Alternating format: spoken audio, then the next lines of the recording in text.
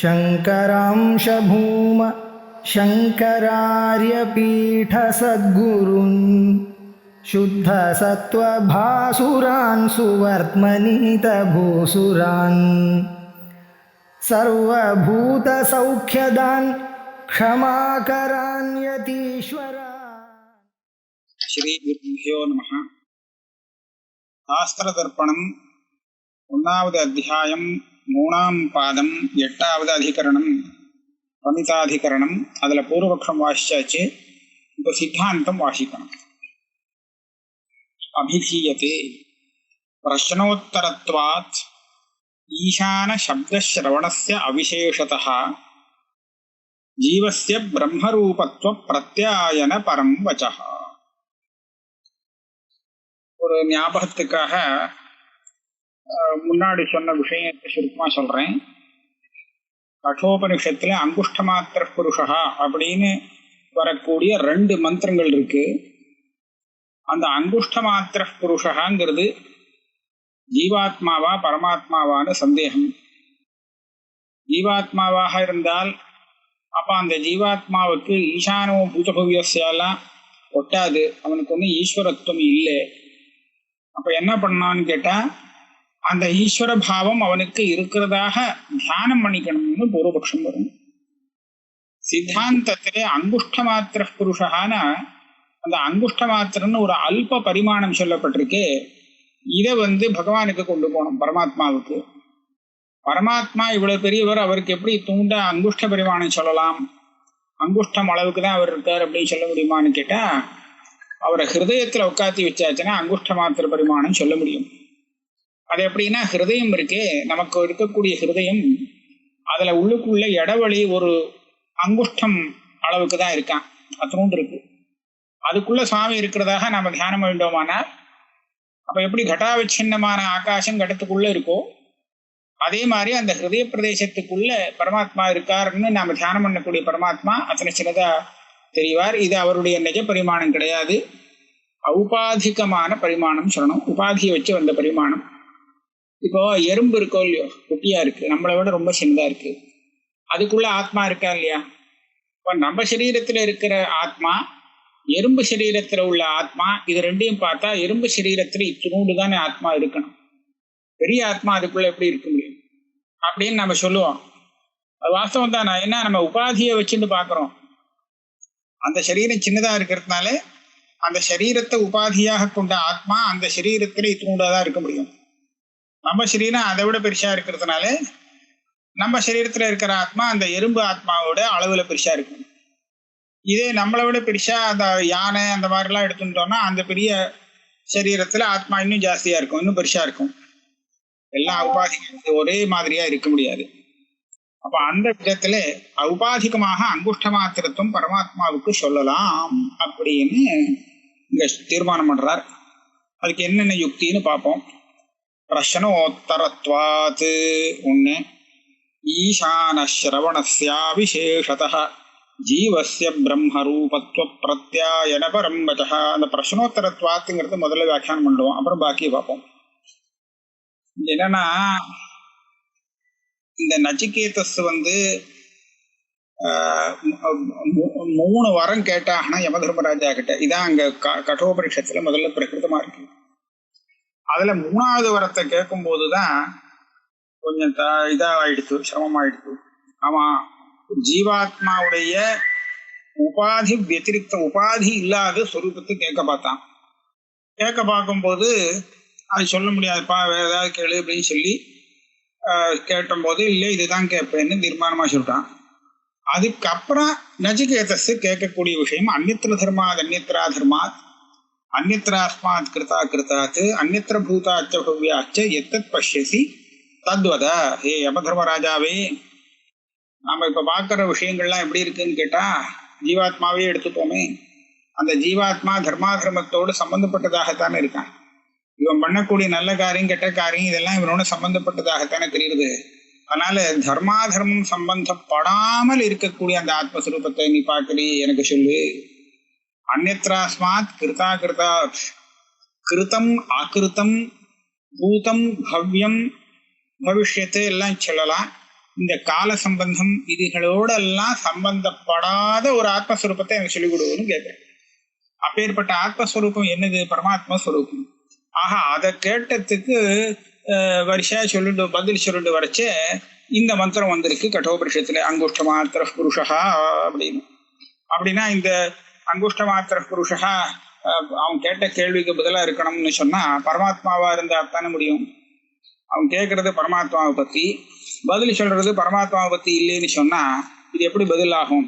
அதனாலே பிரஷ்னோத்தரத்வாது இதுதான் ஒரு ஹேத்து. அதுக்கப்புறம் ஈசான ஸ்ரவணஸ்யா விசேஷதா பரமாத்மான்னு தீர்மானிட்டேள். அப்ப இந்த ஈசானஹா அப்படின்னு சொல்லியிருக்கே, ஈசானோ பூதபவ்யஸ்ய, இந்த ஈசானோ பூதபவ்யஸ்யங்கிறத ஜீவபரமாக எடுத்துட்டு போனோம்னா அதை சங்கோச்சம் பண்ணணும். ஏன்னா சமஸ்த பூதம் பவ்யம் பிரபஞ்சத்துக்கும் அவன் ஈஸ்வரனா இருக்க முடியாது, அந்த சக்தி அவனுக்கு இல்லை. அப்போ ஏதோ அவனுக்கு தனக்கு சக்திக்கு ஏத்தா போல சில பூத பவ்யங்களை இவனும் பார்த்துட்டு இருக்கான் அப்படின்னு சொல்லி சங்குச்சிதமான ஒரு ஈசானத்துவம் சொல்ல வேண்டி இருக்கும். அதை இப்ப சங்கோச்சம் பண்ண வேண்டிய அவசியம் இல்லை, பரமாத்மான்னு சொல்லிட்டோம்னா. அதே மாதிரி இந்த ரெண்டு காரணத்தினாலே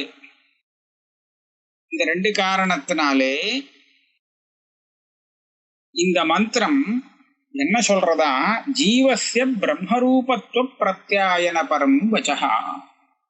அங்குஷ்ட மாத்திர புருஷா அப்படின்னு சொன்னது இந்த ஹிருதயத்துல இருக்கக்கூடிய ஜீவன், ஹிருதயத்துல இருக்கிற பரமாத்மான்னு இப்ப சொல்லல, கொஞ்சம் மாத்துறேன்.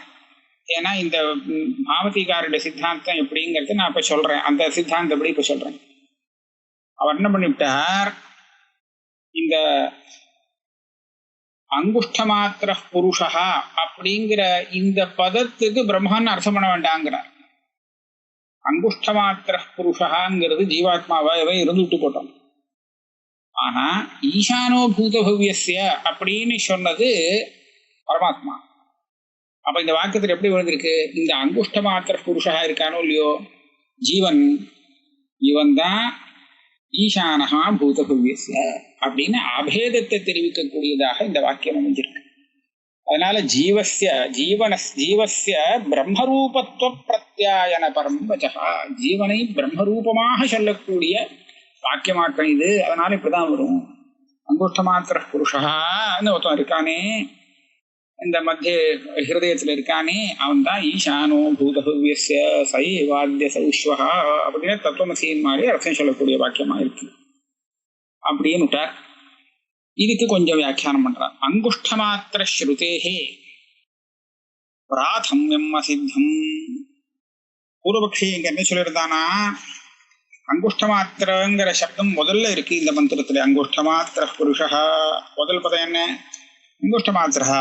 அப்போ ஆரம்பத்தில் இருக்கக்கூடிய இந்த அங்குஷ்ட மாத்திர சப்தத்தை முதல்ல இருக்கிறதுனால அதனுடைய அர்த்தத்தை மாற்றக்கூடாது. ஆரம்பத்தில் இருக்கிறதே அதுக்கு ஒரு பெரிய பிராபல்யம். அதனால அதுக்கு அப்புறம் வரக்கூடிய பதத்தை அதுக்கு தகுந்தாவில் நீ அர்த்தம் சொல்லணுமே தவிர இதை மாற்றப்படாது அப்படின்னு பூர்வபக்ஷி சொல்லியிருந்தான். அதுக்கு சொல்லிட்டா இது முதல்ல இருக்குங்கிறது இதை சொல்லாதப்பா, இந்த மந்திரத்துடைய ஆரம்பத்துல இருக்குங்கிறது விஷயம் இல்லை. என்ன கேள்வி கேட்டிருக்கான் அது இதை விட முதல்ல கேட்டிருக்கான், அந்த கேள்விக்கு பதில் ஆரம்பிச்சு இவர் சொல்லிட்டு இருக்கார். அப்படி சொல்லிட்டு இருக்கிறச்சே இந்த மந்திரத்துல சொன்ன இந்த அங்குஷ்ட மாத்திரங்கிறது ஜீவனாக இருக்க முடியாது, பரமாத்மாவாகத்தான் இருக்கணும் அப்படின்னு ஒரு, அதாவது இந்த மந்திரமானது ஜீவனாக இருக்க முடியாதுன்னு அப்படி நேரம் சொல்லல, இந்த மந்திரத்துல சொல்லப்படும் விஷயமானது ஜீவாத்மாவாக இருக்க முடியாது. இப்ப பூர்வபக்ஷி என்ன சொல்லணும், அங்குஷ்ட மாத்திர அப்புறம் சொல்றேன் இந்த முடியறிச்ச ததஹ அபி பிராக் அந்யத்ர தர்மாதிதி பரமாத்மனஹ புருஷ்டத்வாத். அங்குஷ்ட மாத்திர ஸ்ருதியே முதல்ல இருக்கு, ஆரம்பத்துல இருக்கு, பிரதமமா இருக்குன்னு சொன்னியே, இல்லப்பா அதுக்கு முன்னாடி பரமாத்ம பிரச்சனை வந்தாச்சு. நச்சிகேதச அந்யத்ர தர்மாத் அந்யத்ரா தர்மாத் அப்படின்னு சொல்லி பரமாத்மாவை தானே கேட்கிறான், அதுக்கு தானே பதில் இது. அதனால இது சொல்ல வேண்டிய விஷயம் பரமாத்மா தான் தீர்மானம். ததனந்தரஸ்ய சந்தர்ப்பஸ்ய தத் பிரதிவச்சனதா உச்சிதா. ஆஹா, அந்த பிரச்சனத்துக்கு அப்புறம் வந்திருக்கக்கூடிய இந்த மந்திரமானது அந்த பிரச்சனத்துக்கு யமதர்மராஜா சொல்லக்கூடிய பதிலாகத்தான் இருக்கணும். தர்ஹி ஜீவ நிர்தேசஸ்ய காகதீரிதி. அப்போ இந்த இடத்துல கங்குஷ்ட மாத்திர புருஷான்னு ஜீவன் சொல்லியிருக்கே, அதுக்கு என்ன கதி சொல்லுவே? இது பரமாத்மா சொல்லக்கூடிய மந்திரமா இருந்தால் உச்சியதே அங்குஷ்ட மாத்திர ஜீவானுவாதேன விருத்தாம்ச பிரஹாணேன தஸ்ய ஈசானத்வ பிரதிபாதன பரம் இதம் வாக்கியம் தத்துவமஸ்யாதிவத். அங்குஷ்ட மாத்திர புருஷா அப்படின்னு அந்த ஜீவஸ்வரூபத்தை அனுவாதம் பண்ணி, அந்த ஜீவஸ்வரூபம் நீ ஏதோ ஜீவன் பிரம்மத்தை காட்டணும் பரமாத்மாவை காட்டணும் வேறையாக்கும் அப்படின்னு நினைச்சுட்டு இருக்கியே, அப்படி இல்லை.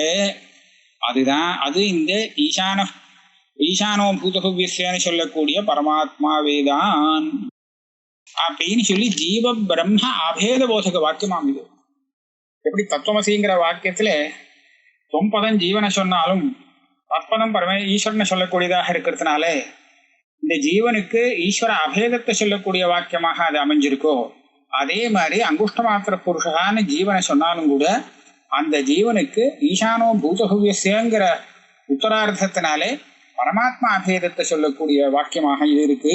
அதனால ஒன்றும் தப்பில்லை. ஏவம் பூதபவ்ய ஈசானத்துவம் ந சங்கோச்சயித்தவ்யம். இப்படி சொன்னா எனக்கு ஒரு தோஷமும் இல்லை. இல்லைன்னா நீ அந்த பூதபவ்ய ஈசானகாங்கிற பதத்தை ரொம்ப சங்குச்சிதமாக உருக்கி சொல்லும்படியா அர்த்தம் சொல்லும்படியாக இருக்கு, அதனால அது சரியில்லை அப்படின்னு. இந்த இடத்துல ஒரு விஷயத்த சொல்லணும். இப்ப நாம இந்த அதிகரணத்தை ஆரம்பிக்கும் போது எப்படி பார்த்தோங்கிறத கொஞ்சம் கவனிக்கணும். இந்த மந்திரம் வந்துடுத்து கட்டோபனிஷத்துல அங்குஷ்ட மாத்திர புருஷா அப்படின்னு. இப்ப இந்த வாக்கியத்துல அங்குஷ்ட மாத்திர புருஷாங்கிற அந்த பதமானது ஜீவனை குறிக்கிறதா இல்ல பரமாத்மாவை குறிக்கிறதா அப்படின்னு ஒரு சந்தேகம். அந்த சந்தேகத்துல ஜீவனைத்தான் அது சொல்லக்கூடியதாக இருக்கு அப்படின்னு பூர்வபக்ஷம் சொல்லி, இல்லே இந்த அங்குஷ்ட மாத்திர புருஷகாங்கிறது பரமாத்மாவுக்கே ஔபாசிகமாக சொல்ல முடியும். ஆகையால இந்த அங்குஷ்ட மாத்திர சப்தம் பரமாத்மா பரம்தான், ஜீவபரம் இல்லவே இல்லை. அதனால இந்த மந்திரம் முழுக்க முழுக்க பரமாத்மா ஸ்வரூபத்தை சொல்லக்கூடியதாக இருக்கு அப்படின்னு முதல் வியாக்கியானம் இந்த சூத்திரங்களுக்கு பாஷ்யக்காராலே இப்படிதான் பண்ணியிருக்காங்க. பாஷ்யக்காராலே இந்த அதிகரணத்துல இந்த மாதிரி எல்லாம் சொல்லி முடிச்சுட்டு கடைசியில வரைச்ச ஒரு பேராகிராஃப்ல கொஞ்சம் மாத்தி அர்த்தம் சொல்றாரு. அது என்னன்னு கேட்டாக்க அதை வச்சுட்டு பார்க்கும்போது என்ன தெரியுதுன்னா, இந்த அங்குஷ்ட மாத்திர புருஷா அப்படிங்கிறது இந்த பதத்துக்கு பரமாத்மான அர்த்தம் சொல்ல வேண்டிய அவசியம் இல்லை. போன அதிகரணத்துல சொன்ன மாதிரி போன அதிகரணத்துல அந்த அங்குஷ்ட மாத்திரம் புருஷம் நிச்சகர்ஷ யமோபலாத்து ஸ்மிருதி பலாத்து அங்குஷ்ட மாத்திர புருஷாங்கிறது ஜீவனைத்தான் சொல்றது அப்படின்னு வச்சுடலாம். அங்கேயும் அப்படியே வச்சுக்கலாம், தப்பு கிடையாது. ஆனால் அந்த அங்குஷ்ட மாத்திர புருஷாங்கிற ஜீவனை பத்தி இந்த மந்திரம் என்ன சொல்றது? ஈசானோ பூதபவ்யன்னு சொல்லி அவன் பிரம்மாபின்னன், பிரம்மா அபின்னனான அபேதம் உள்ளவன் அப்படின்னு சொல்ல வந்திருக்கே தவிர அவன் ஏதோ சங்குச்சிதமா கொஞ்சமா அவனுக்கும் ஐஸ்வர்யம் இருக்கு அப்படின்னு சொல்லி அவனை வர்ணிக்கிறதுக்காக வரல. ஆக மகா வாக்கிய உபதேசமாக இந்த மந்திரம் அமைஞ்சிருக்கு அப்படிங்கிற வியாக்கியானம் பாஷ்யக்காரர் சொல்லியிருக்காங்க. ஆனா ஆரம்பத்துல இதை சொல்லல. ஆரம்பத்துல சொல்லும் போது அந்த அங்குஷ்ட மாத்திர புருஷகாங்கிற பதம் ஜீவனை குறிக்கிறதுன்னு பூர்வபக்ஷம் பண்ணி இல்லை பரமாத்மாவை சொல்லக்கூடியது அப்படின்னு தான் சொன்னார். ஆனா இது ரெண்டாவது வர்ணகமாக சொல்லும் போது ஜீவனை குறிக்கிறதாக அவர் சொல்லல. அதாவது பூர்வபக்ஷத்துல அது ஜீவனை தான் சொல்லும். ஆக இந்த மந்திரமே மொத்தம் ஜீவனை சொல்லக்கூடியதாக இருக்கு அப்படின்னு சொல்லிட்டு சித்தாந்தம் சொல்றச்சு அங்குஷ்ட மாத்திர புருஷகாங்கிறது வேணும்னா ஜீவனை சொல்லக்கூடிய பதமாக இருக்கலாம். ஆனா இந்த மந்திரம் அதுதான் ஸ்வரூபத்தை சொல்றதுக்காக இல்லை, ஜீவ பிரம்ம அபேதத்தை சொல்றதுக்காக வந்திருக்கு அப்படின்னு சித்தாந்தம் பண்ணிவிட்டார். இப்ப இந்த பாமதிகாரர் என்ன பண்ணினார்? அவர் இந்த ரெண்டு வர்ணகத்தை ரெண்டா வச்சுக்கவே இல்லை. அவருக்கு இந்த ரெண்டாவது வர்ணகம் தான் ரொம்ப பிடிச்சது. ஆகையால மொத்த அதிகரணத்தையும் அப்படியே யோஜனை பண்ணிவிட்டார். ஆக சப்தாதேவ பிரமிதகாங்கிற இடத்துல இந்த மந்திரமானது ஜீவனை சொல்லக்கூடியதாக இருக்கா பரமாத்மாவை சொல்லக்கூடியதா அப்படி சந்தேகம் பண்ணிவிட்டார். இப்ப அங்குஷ்ட மாத்திரகாங்கிறது யாரை சொல்றது அப்படின்னு கேட்கல, அப்படி சந்தேகம் இல்லையா அவருக்கு. என்ன பண்ணிவிட்டார், இந்த மாதிரி ஒரு மந்திரம் இருக்கே, இந்த மந்திரத்துல ஜீவனை உபாசிக்கிறதுக்காக சொல்லப்பட்டிருக்கா, இல்ல பரமாத்மாவை சொல்லிக் கொடுக்கறதா இந்த மந்திரம் அப்படின்னு சந்தேகம் பண்ணா. ஆக மந்திர பிரதிபாத்தியம் எது, ஜீவனா பரமாத்மாவா? அங்குஷ்ட மாத்திரங்கிறது எதுன்னு கேட்கல. இந்த மந்திரத்தை சொல்ல வந்த விஷயம் ஜீவாத்மாவா பரமாத்மாவா அப்படின்னு சந்தேகத்தை மாத்தினார். அப்புறம் பூர்வபக்ஷம் என்ன பண்ணினார்னா, இந்த மந்திரம் ஜீவனை சொல்றதுக்காக தான் வந்திருக்கு, ஈஸ்வரனை சொல்றதுக்காக வந்திருக்க முடியாது. ஏன் அப்படின்னு கேட்டா, அந்த அங்குஷ்ட மாத்திரகாங்கிற பதம் ஆரம்பத்துல இருக்கு, இது ஜீவனை குறிக்கக்கூடிய சப்தம்னு தீர்மானமா இருக்கு. ஏன்னா அங்குஷ்ட மாத்திர புருஷம் யமஹா நிச்சயகர்ஷான ஸ்மிருதியில இருக்கு இல்லையா. ஆக அங்குஷ்ட மாத்திரங்கிற இந்த சப்தம் ஜீவாத்மாவை சொல்லக்கூடிய பதம்னு தீர்மானம் ஆயிடுறது போன அதிகரணத்துல சொன்னபடி. ஆகையால இந்த ஆரம்பத்துல சொன்ன ஜீவனை சொல்லக்கூடியதாகத்தான் இந்த மந்திரம் இருந்தாகணும் அப்படின்னு முதல்ல சொல்லிட்டார். ஆக பிராதமியம் முதல்ல ஜீவனை பத்தி சொல்லி இருக்கிறதுனால இந்த சம்பூர்ண மந்திரம் ஜீவனை சொல்லக்கூடியதான். அதுக்கு தகுந்தா போல ஈசானோ பூதபவ்யஸ்ய அப்படிங்கிறத அவனுடைய தன்னுடைய சக்திக்கு தகுந்தா போல பூதபவ்ய ஈசிதிருத்தம் அவனுக்கு இருக்கு அப்படிங்கிறத வியாக்கியானம் பண்ணி போனோம்னு பூர்வபக்ஷம். சித்தாந்தி அப்படி சொல்லல. இது அங்குஷ்ட மாத்திர புருஷாங்கிறது நீ சொல்லப்படி அந்த ஜீவாத்மாவா இருக்கலாம், வேண்டாம் சொல்லல. ஆனா அதுக்காக ஈசானோ பூதபவ்யஸ்யங்கிறத நீ சங்கோச்சம் பண்ணி ஜீவனுக்கு வரும்படியா சொல்லப்படாது. ஈசானோ பூதபவ்யஸ்யங்கிறது அந்த பரமாத்மா தான். ஜீவனை அனுவாதம் பண்ணி அந்த ஜீவனை பரமாத்மாவாக, பரமாத்மா அபின்னமாக சொல்லக்கூடிய மந்திரமாக இது இருக்கு. ஆகையாலே இந்த மந்திரம் ஜீவனை சொல்றதுக்காக வந்த மந்திரம் கிடையாது, பரமாத்மா ஸ்வரூபத்தை சொல்லக்கூடியது. அதாவது ஜீவ பிரம்ம அபேதம் சொன்னாலும் பரமாத்மா சொல்லக்கூடியதாகத்தான் இந்த மந்திரம் இருக்கு அப்படின்னு சித்தாந்தம் பண்ணாங்க. இதுதான் வித்தியாசம். ஆக பூர்வபக்ஷத்திலையும் சரி சித்தாந்தத்திலையும் சரி அங்குஷ்ட மாத்திர புருஷா அப்படிங்கிற பதம் ஜீவனை தான் சொல்லக்கூடிய பதம். எங்க பாமதி மதத்துல ஈசானோ பூதபவ்யஸ்யங்கிறது பூர்வபக்ஷத்துல ஜீவனுக்கு கொண்டு போய் ஜீவனுக்கு சொல்லக்கூடிய பதமாக இருந்தது சங்கோச்சம் பண்ணி. ஆனா சித்தாந்தத்துல அப்படி இல்லை, ஈசானோ பூதபவ்யஸ்யன்னு சொன்னது பரமாத்மா. இது சப்தாதேவ பிரமிதா அப்படின்னு சொல்லி ஈசானோ பூதபவ்யஸ்யங்கிறது தான் யாரை சொல்றது அப்படிங்கிறது, அது பரமாத்மாவை சொல்றது அப்படின்னு தீர்மானம் பண்ணிட்டார். இப்படியாக ஒரு சின்ன வித்தியாசம் இருக்கு இந்த அதிகரணத்துல. இந்த அதிகரணத்தை எப்படி சித்தாந்தத்துல பெரிய பேதம் இல்லை, பாமதிக்கார சொன்ன இந்த விஷயம் இருக்கே, இந்த விஷயமும் பாஷ்யக்காரர் சூச்சனை பண்ணி சொல்லியிருக்கார். சொன்ன விஷயம்தான், இல்லைன்னு சொல்ல முடியாது. அதனால இப்படி இந்த அதிகரணத்துல ஒரு வித்தியாசமான அதிகரண ரச்சனா பிரகாரம் இருக்குங்கிறத நாம புரிஞ்சுக்கணும். இதோட ஒரு பக்கம் ஒரு கட்டம் முடிஞ்சது. இந்த அதிகரணத்தை வச்சுட்டு பிரசங்காத்து ஒரு 2 அதிகார விசாரம் வருது 2 அதிகரணத்துல. ததுபரியப்பி பாதராயண சம்பவா அப்படின்னு ஒரு அதிகரணம், இதுக்கு தேவதாதிகரணம்னு பேரு. இதுக்கப்புறம் அபசூத்ராதிகரணம்னு ஒரு அதிகரணம் வரப்போகுது. ஆக இந்த 2 அதிகரணத்துல வேதாந்தத்தை படிக்கிறதுக்கு, அபியாசம் பண்றதுக்கு, அதுல சொன்ன ஸ்ரோதவியா மந்தவியா நிதித்தியாசித்தவியா இதெல்லாம் பண்றதுக்கு, வேதாந்த வாக்கிய விசாரம் பண்றதுக்கு, சிரவணம் பண்றதுக்கு யாருக்கு அதிகாரம் அப்படிங்கிற விசாரம். யாருக்கு அதிகாரம்னு அப்படி சொல்லக்கூடாது, தேவதைகளுக்கு அதிகாரம் உண்டா இல்லையா அப்படின்னு இந்த அதிகரணத்துல விசாரம் பண்றாங்க. இல்லை அப்படின்னு பூர்வபக்ஷம் பண்ணி மனுஷாளுக்கு தான் அதிகாரம் அப்படின்னு சொல்லிட்டு, இல்லை இந்த விஷயத்துல தேவதைகளுக்கும் அதிகாரம் உண்டு அப்படின்னு சித்தாந்தம் பண்ணக்கூடிய அதிகரணம் இது. நம்ம கொஞ்சம் பார்ப்போம். ததுபர்யபி பாதராயண சம்பவாத் இதானீம் நரவத் தேவாதீனாம் அபி பிரம்ம வித்யா சாதன வேதாந்த வாக்கிய விசாராதிஷு அதிகாரः அஸ்தி நவா இது விசாரியதே. இப்ப இந்த அதிகரணத்திலே எப்படி மனுஷனுக்கு வேதாந்த சிரவணம், அதாவது பிரம்ம வித்யைக்கு சாதனமாக வேதாந்த வாக்கிய விசாரம், அதுதான் சிரவணம்னு சொல்லுவோம், விசாராதிகள் பண்றதுக்கு அதிகாரம் இருக்கோ, அதே மாதிரி மனுஷனுக்கு மேல இருக்கக்கூடிய, இவனை விட வசதியா இருக்கக்கூடிய தேவாதிகளுக்கு, தேவர் கந்தர்வ அப்படி பல ஜாதிகள்லாம் அது இருக்கு, நமக்கு தெரியல. அப்பேற்பட்ட அவளுக்கெல்லாம், மேல இருக்கிறவாளுக்கெல்லாம் பிரம்ம வித்தியைக்கு சாதனமாக இதே வேதாந்த வாக்கியத்தை சிரவணம் மன்னம் இதெல்லாம் பண்றதுக்கு அதிகாரம் இருக்கா இல்லையா தேவாதிகளுக்கு அப்படின்னு இந்த ஒரு விசாரம் இங்கே செய்யப்படுறது.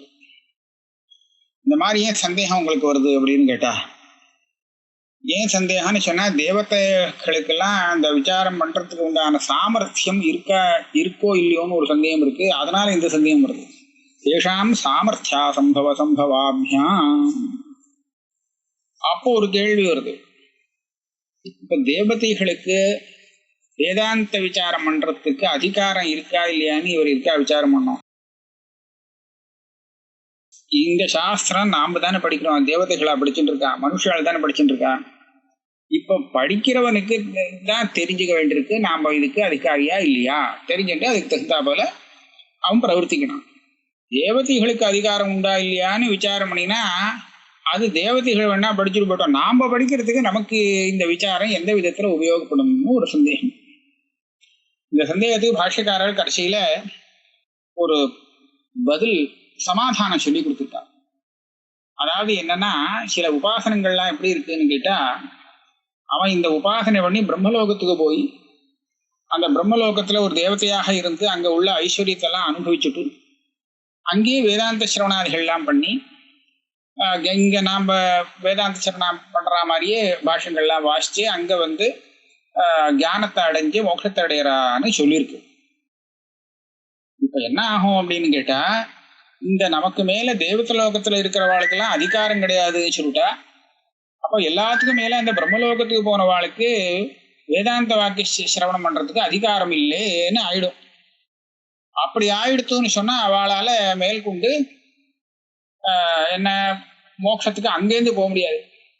அவ மறுபடியும் பூமியில பிறந்து மனுஷனா பிறந்து இங்கதான் வேதாந்த வாக்கிய விசாரம் பண்ணி மோட்சத்துக்கு போக முடியா இருக்கும்.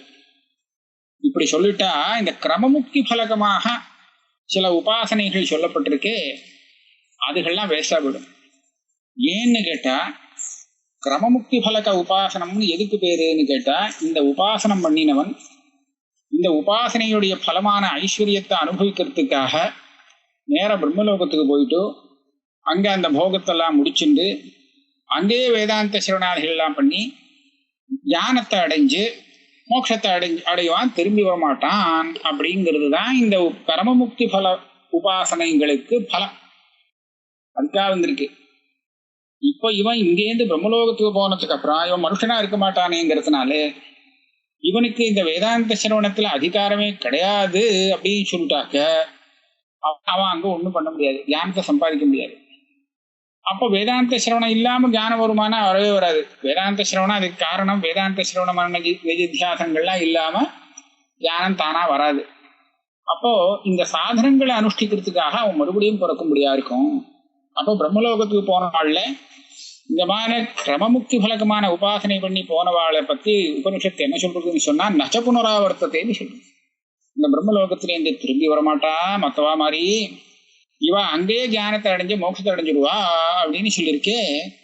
இது தப்புன்னு ஆயிடும்.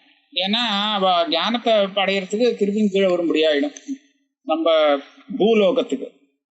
இந்த அதிகரணத்துல அவளுக்கும் வேதாந்த விசாரம் பண்றதுக்கு அதிகாரம் உண்டுன்னு சொல்லிட்டா, இப்ப அவ அங்கேருந்து கீழே வர வேண்டிய அவசியம் இல்லை வேதாந்த விசாரத்துக்காகன்னு. அங்கேயே இருந்துட்டு வேதாந்த விசாரத்தை முடிச்சுட்டு ஞானத்தை அடைஞ்சு மோட்சத்தை அடையலாம், திரும்பி வர வேண்டாம். இந்த வாக்கியங்களுக்கெல்லாம் நச்ச புனராவர்த்ததே அப்படிங்கிற அந்த வாக்கியங்களுக்கெல்லாம் இப்போ ஒரு விரோதம் இல்லாமல் அர்த்தம் சொல்ல முடியும். ஆக மனுஷனாக இருக்கிறவன் பிரம்மலோகத்துல ஐஸ்வர்யத்தை அடைஞ்சுட்டு அங்கேயே மோட்சத்தை அடையணுங்கிற விருப்பத்தோடு கிரமமுக்தி பலகமான உபாசனையில பிரவர்த்திக்கணுமானால் இவனுக்கு அந்த லோகத்துல போனதுக்கு அப்புறம் வேதாந்த விசாரம் பண்றதுக்கு அதிகாரம் உண்டுன்னு தெரிஞ்சாதான் அவன் இந்த மாதிரி பிரவர்த்திக்க முடியும். அதனாலே இந்த மனுஷனுக்கும் இந்த விசாரம் உபயுக்தமாகும். ஏன்னா அவன் கிரமமுக்தி பலகமான தஹராதி உபாசனையில ஈடுபடுறதுக்கு இந்த அதிகரணம் இருந்தாதான், தீர்மானம் இருந்தாதான் அவன் பிரவர்த்திக்க முடியும் அப்படின்னு சொல்லியிருக்கான். யத்யபி இயம் சிந்தா சாஸ்திர சங்கதா ததாபி சமன்வய லட்சணே சாட்சாத் அசங்கதா இது பிராசங்கிகி. நம்ம படிக்கிற அத்தியாயம் இப்ப என்ன அத்தியாயம்? இது முதல் அத்தியாயம். சலக்ஷணம் தான் இங்க அத்தியாயம். முதல் அத்தியாயத்துல என்ன விஷயம்? சமன்வய அத்தியாயம்னு சொல்றோம் இல்லையா? வேதாந்த வாக்கியங்களுக்கெல்லாம் பிரம்மணி தாத்பரியம் சமன்வயம் பண்றது. சமன்வயம்னா தாத்பரியம், பிரம்ம தாத்பரிய தத்துவத்தை நிரூபணம் பண்றது, இதுதான் விஷயம். அப்படி இருக்கிறது திடீர்னு மத்தியில தேவதைகளுக்கெல்லாம் அதிகாரம் உண்டா இல்லையா, பிரம்ம வித்யா அதிகாரம் உண்டா இல்லையான்னு இது இருக்கா நடுப்புற வரணும். இந்த விசாரத்துக்கு இந்த சமன்வயாத்தியாயத்தில் எப்படி சங்கதி வரும் அப்படின்னு கேட்டா நிஜமா வராது. சாஸ்திரியம் சிந்தா சாஸ்திர சங்கத்தான்னு சொல்லிக்கலாம். ஏன்னா வேதாந்த விசார சாஸ்திரம்னா அந்த விசாரம் பண்றதுக்கு ஒரு அதிகாரி தேவை. பிரம்மலோகத்தில் உள்ளவாள்லாம் அதிகாரியா இல்லையா, தேவலோகத்தில் உள்ளவா அதிகாரியா இல்லையான்னு விசாரிக்கிறது சாஸ்திரத்துல அசங்கதம்னு நான் சொல்ல வரல, அது வரலாம். இருந்தாலும் சமன்வய லட்சணே சாட்சாத் அசங்கதம். வேதாந்தானாம் பிரம்மணி சமன்வய அப்படிங்கிறத சொல்லக்கூடிய இந்த முதல் அத்தியாயத்துல இந்த வாக்கியம் பிரம்மத்தை சொல்றதா வேற எதையாவது சொல்றதா, பிரம்மத்தை சொல்றதா வேற எதையாவது சொல்றதா அப்படிங்கிற ஒரு விசாரத்துக்கு மத்தியில முன்னெல்லாம் இதான் பண்ணிட்டு வந்தார், மேலேயும் இதுதான் வரப்போறது. ஏத்தன் மத்தியில இந்த ரெண்டு அதிகரணம் நடுப்புற வந்துருத்து. இது அந்த மாதிரி விசாரம் இல்லாததாக இருக்கு, அதிகார விசாரமா இருக்கு. இது எப்படி சங்கதமாகும்? சங்கதமாக அது வாஸ்தவம். ஆனா பிராசங்கிக சங்கதி சொல்லலாம். வேற விதமான சங்கதி வராட்டாலும் பிரசங்க சங்கதி சொல்லலாம். அது எப்படி எப்படின்னு கேட்டா, இந்த பூர்வ அதிகரணத்துல ஒரு சூத்திரம் இருக்கு. ஹிருத்யபேக்ஷயாது மனுஷ்யாதிகாரத்வாத் அப்படின்னு ஒரு சூத்திரம் பண்ணியிருக்கார். ஹிருத்யபேக்ஷயா, இந்த அங்குஷ்ட மாத்திர ஸ்ருதிக்கு கதி சொல்லும் போது அந்த ஹிருதயத்துல அவர் இருக்கிறத வச்சு அங்குஷ்ட மாத்திரம் சொல்லியிருக்கு. ஏன்னா ஹிருதயத்துக்குள்ள அங்குஷ்டம் போற அளவுக்கு தான் ஒரு இடைவெளி இருக்கு, அதை வச்சு அந்த அங்குஷ்ட மாத்திரம் சொல்லியிருக்குன்னு சொன்னார். அப்போ ஹிருதயத்தை வச்சுன்னு சொல்றதுன்னா ஹிருதயம் எல்லாருக்கும் ஒரே மாதிரி இருக்காதே.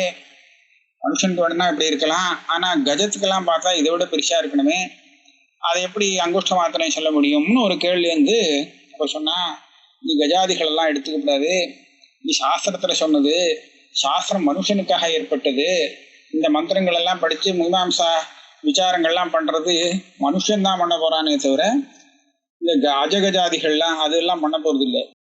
ஆஹா, அதுக்கு சொல்லல மனுஷாதிகாரத்துவா அப்படின்னு சொல்லிட்டாங்க ஒரு சூத்திரத்துல. அப்ப மனுஷாதிகாரத்துவாத்துன்னு சொன்ன உடனே மனுஷனுக்கு தான் அதிகாரம்னு சொன்னா தேவதைகளுக்கெல்லாம் இல்லை அப்படின்னு ஆயிடுமே, அதிகாரம் இல்லைன்னு ஆயிடுமே. அப்ப அவளுடைய கதி என்ன? இங்கேருந்து தேவலோகத்துக்கு போய் சேர்ந்தவாள்லாம் அங்கேயே வேதாந்த விசாரம் பண்ணி ஞானத்தை அடையணும்னு ஆசைப்பட்டானா அது முடியாது போயிடுமே, அங்க அதிகாரம் இல்லாத போயிடுமே அப்படின்னா அடுத்த கேள்வி. அதுக்குதான் இந்த பிரசங்காத்து இந்த கேள்வி மனசுல வருமோ இல்லையோ, வந்த உடனே அதுக்கு பதில் சொல்லி தீர்த்து விடலாம் இந்த அதிகரணத்துல. அப்புறம் நம்ம சமன்வயத்தை மறுபடியும் அனுவர்த்தி பண்ணிக்கலாம் அப்படின்னு சொல்லி சூத்திரக்காரர் இந்த ரெண்டு அதிகரணத்தை மாத்திரம் இங்க நடுப்புற பண்றார். அங்குஷ்ட மாத்திர ஸ்ருதி மனுஷ்ய ஹிருதயாபேட்சையா மனுஷ்யாதிகாரத்வாத் சாஸ்திரஸ்ய இது உக்தம். போன அதிகரணத்துல சாஸ்திரம் மனுஷனைத்தான் அதிகாரியாக வச்சுட்டு இருக்கு, மற்றவாளுக்கு சாசனம் ஏற்படல, மற்ற பிராணிகளுக்கு அப்படின்னு சொன்னார்.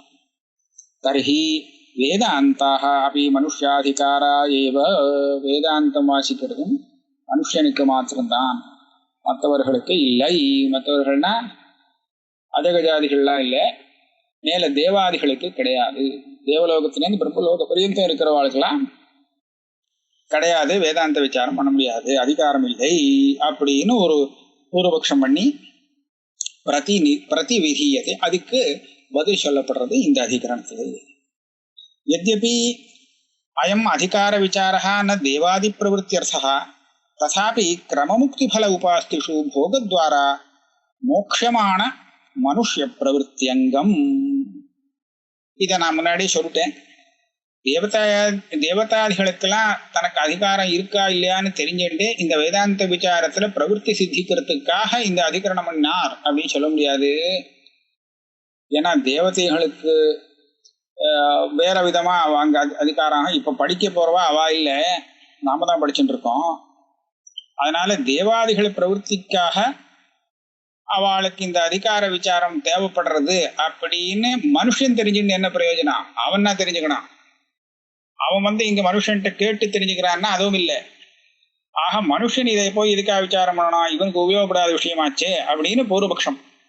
இந்த சந்தேகத்துக்கு நிவர்த்தி எப்படி பண்ணிக்கிறதுனா, கிரமமுக்தி பலகமான உபாசனைகளை மனுஷன் தானே செய்யணும். இவன் இங்கேருந்து அந்த உபாசனையை பண்ணி பிரம்மலோகத்துக்கு போயிட்டான்னா அப்போ வேதாந்த வாக்கியத்தை விசாரம் பண்ணக்கூடிய அதிகாரம் உள்ளவனாக இருந்தா தானே அங்கே வேதாந்த வாக்கிய விசாரம் பண்ணி தியானத்தை அடைஞ்சு மோட்சத்தை அடைய முடியும். அதுக்காக இவன் இந்த மனுஷனாக இப்போ இருக்கான், அங்க போனதுக்கு ஒரு மனுஷனா இருக்க மாட்டானோ இல்லையோ, தேவனா போயிடுவனோ இல்லையோ. அதனால அந்த லோகத்துல இவனுக்கு வேதாந்த சிரவணம் பண்றதுக்கு ஒரு அவகாசம் கிடைக்கணுமேங்கிறதுக்காகத்தான் இந்த விசாரம். அதனால சார்த்தகம். அதான் என்ன, கிரமமுக்தி பல உபாஸ்தி, கிரமமாக முக்தி பலத்தை கொடுக்கக்கூடிய உபாசனைகள்லாம் இருக்கு. அந்த உபாசனைகள் மூலமாக இவன் பிரம்மலோகத்துக்கு போய் ஐஸ்வர்யத்தை போகம் பண்ணி போகத்வாரா மோட்சமான, அதுக்கப்புறம் போகெல்லாம் முடிச்சுன்னா அப்புறம் மோட்சம் வரட்டும் அப்படின்னு ஆசைப்படுறவன் இருக்கானே, அந்த ஆசைப்படுறவன் மனுஷாளுக்கு இந்த அதிகரணம் உபயோகப்படும். அவளுக்கு தேவை இது. அப்பதான் அவள் அதில் பிரவர்த்திக்க முடியும். ஆக அவளுக்கு பிரவர்த்திங்கமாக இந்த விசாரம் நடக்கிறது. தத்ர தேவானாம் அசரீரத்வாத் வேதாத்யயன வர்ஜனாத் திருஷ்ட சாஸ்திரிய சாமர்த்தியஹானேஹ வித்யா ந வித்யதே. இதான் பூர்வபக்ஷம். தேவதைகளுக்கு சரீரமே கிடையாது. நமக்கெல்லாம் சரீரம் இருக்கு, நாம ஒரு புத்தகத்தை வச்சுட்டு பார்த்து படிக்கலாம், வாய் இருக்கு, எல்லாமே இருக்கு, எல்லாம் வேலைச்சிருது. அவளுக்கு இதெல்லாம் ஒன்றும் கிடையாது. ஆகையால சரீரம் இல்லாததுனாலே அவளுக்கு இந்த படிக்கவும் முடியாது, படிச்சு அதனால ஞானமும் வராது. இன்னொன்னு வேதாத்தியன வர்ஜனா. ஒரு சமயம் அவளுக்கு ஞானம் இதெல்லாம் புரிஞ்சுக்கிற சக்தி இருக்குன்னு வச்சுப்போம். வச்சுட்டாலும் இதெல்லாம் எது மூலமா படிக்கலாம்? வேதாத்தியனம் பண்ணி வேதம் மூலமா தானே இந்த தத்துவ ஞானத்தை அடையணும். வேதாதிகாரமே இல்லையே தேவதைகளுக்கு. வேதாத்தியன வர்ஜனாத். அது பிராமணன், க்ஷத்ரியன், வைசியன் இந்த 3 வர்ணங்களுக்கு தானே சொல்லியிருக்கு. அவள்லாம் தேவதைகள்லாம் இதுல வரமாட்டாளே. ஆகையால அவளுக்கு உபநயனம் இல்லை, வேதாத்தியனம் இல்லை. அவள் எப்படி இதெல்லாம் சிரவண மன்னாதிகள் பண்ண முடியும்? அதனால அவளால முடியாது. திருஷ்ட சாஸ்திரிய சாமர்த்திய ஹானேஹே. ஒரு வேதாந்த வாக்கியத்தை விசாரம் பண்ணணும்னா அதுக்கு பிரத்யட்சமா நம்ம பார்க்கக்கூடிய அந்த சரீராதிகள் இல்லாததுனால திருஷ்ட சாமர்த்தியம் இல்லை. உபநயனாலாம் ஆயிருக்குன்னா அந்த உபநயனாதி சம்ஸ்காரம் இல்லாததுனால சாஸ்திரிய சாமர்த்தியமும் இல்லை. ஆக அவளுக்கு தேவாதீனாம் வித்யா ந வித்யதே. தேவலோகத்தில் இருக்கிறவாளுக்கெல்லாம் இந்த ஞானம் வராது. இது வரத்துக்கு சாதனம் அவகிட்ட இல்லை அப்படின்னு பூர்வபக்ஷத்துல முதல் பூர்வபக்ஷம். அடுத்த சூத்திரத்துல இதுக்கு மேல இன்னொரு சங்கை, இன்னொரு தோஷமும் சொல்லணும். தேவதைகளுக்கு சரீரம் இருக்குன்னு சொல்லிட்டா என்ன பண்ணுவேன்னு கேட்பான். சரீரம் இல்லைன்னு சொல்றியே, இருக்குன்னு சொல்லிட்டா அப்ப என்ன பண்ணுவேன்னா அப்ப வேற தோஷம் சொல்வேன்னு சொல்லுவான். அது அடுத்த கிளாஸ்ல பார்ப்பான். அபிச்சங்கிறதுல ஆரம்பிக்கணும்.